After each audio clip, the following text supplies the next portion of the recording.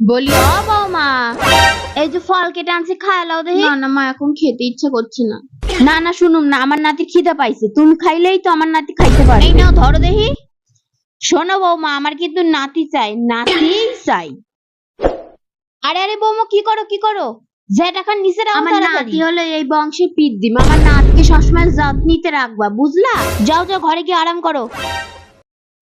হ্যাঁ হ্যাঁ বৌমা, বেশি বেশি করে সোনা পাউডার মাও দেখি, তাহলে আমার নাতি লাল টুকটুকে রাজপুত্রের মতো হইবে। বৌমা, আমার সোনা নাতির মঙ্গলের জন্য কিন্তু আমি কালকে মা লক্ষ্মীর ব্রত রেখেছি।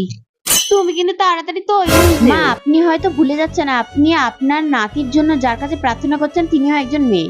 সন্তান হওয়া তো আনন্দের বিষয়, সেটা নিয়ে এত জটিলতা সৃষ্টি করছেন কেন? ছেলে মেয়ে দুজনকেই তো সমান প্রাধান্য দেওয়া হয়। সেখানে দাঁড়িয়ে আপনার এই চিন্তা ভাবনা সত্যি আশা করা যায় না মা। আমার কথাগুলো একবার হলেও ভেবে দেখবেন মা।